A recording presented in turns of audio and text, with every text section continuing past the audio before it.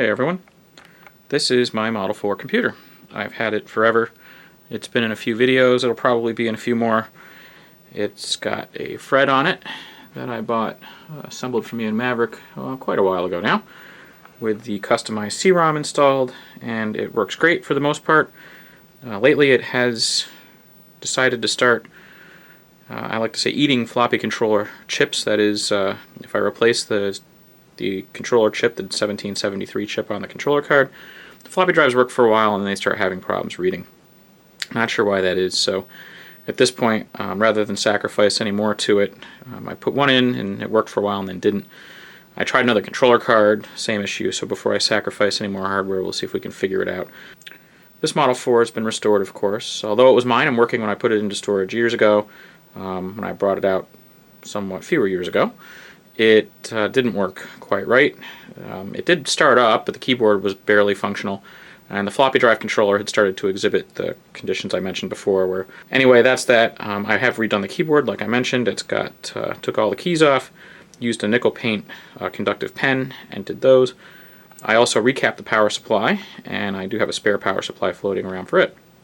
So that's my quote marks in the air, Model 4. It's been mine forever and will remain mine forever.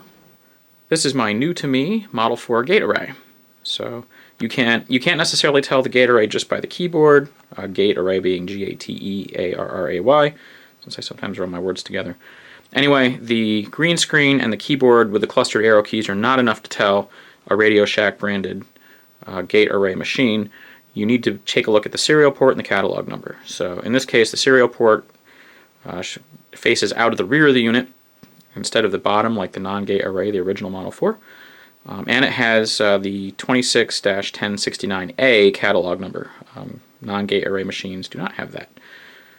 I acquired this one because I've always wanted a gate array Model 4. I can upgrade this one to 128K without a PAL, and I thought it might be fun to kind of play with this machine and have another Model 4 floating around. So it's actually, since my disk drives aren't working in my Model 4, it will also help me with that project since the floppies are working. The floppy emulator that's currently in my non-gate array Model 4 will likely make its way here. And that's just so I don't have to use physical disks. So we'll have more on this one as it gets involved in projects, but this one is likely to be a permanent addition to the collection. I don't know why, but more Model 4s is better than fewer. So on to the next. And this is my newest acquisition, which arrived a day after the gate array version did. And I won't go into the story of how I got two new TRS-80s, new to me. Let's just say that I did. I've started to pull this apart and pull the keyboard apart, but as you can see it was damaged. This was an eBay special. When I bought it, it was not damaged like this. It was poorly packed, and FedEx did their usual bang-up job of transporting it. So put the two things together. The machine was in the box on its back, which broke off the CRT mounts on the top, but not the bottom. I don't know how they didn't break. But it was enough to destroy the CRT. And actually I've extracted that and it sits down there on the floor. But it is in fact non-functional. The machine does, after looking at the caps, the machine does in fact appear to be responsive when I power it up. The floppy drive spins, and if I hold down the brake key, it stops spinning as if it were going into Model 3 mode. So there's hope for this machine. I think I can restore it.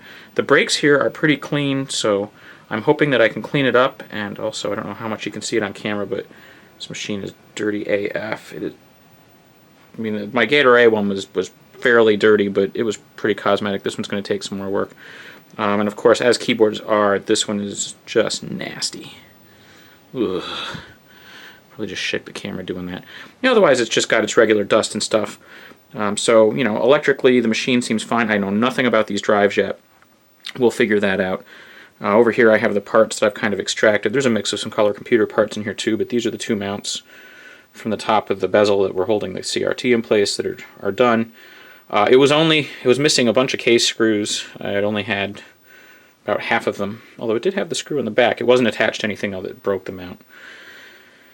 And this little piece of plastic from inside the bezel here, if you can see my finger, and that's about it. So I think I'm going to be able to epoxy those mounts back in. I have to see what the best way to do to reinforce that. Super glue won't work because it doesn't really do well straight direct force pulling it back will work, but if you angle it a bit, it just snaps, and I don't want that to happen. So this is becoming a restoration project. This is a non-gate array, Model 4, and I originally bought it to restore it or possibly use it for parts for my other Model 4 if I couldn't get it working. But I think I can, and I think I can get this cosmetic damage repaired enough so that it won't look too bad. And it certainly wouldn't stop me from trying to repair it, but let that be a lesson. I've shipped a number of these machines. This is the first one I've had this happen with.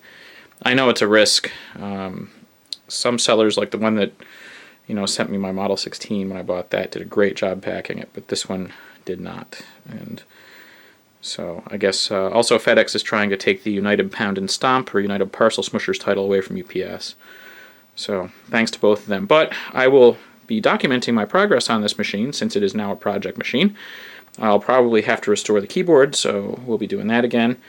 And even so, cleaning it up, we'll be testing out the floppy drives, and I'm going to see if I can find a CRT for this thing and get it going again. So with that, thanks for watching, and there will be updates on this as it progresses. Until next time, stay classy.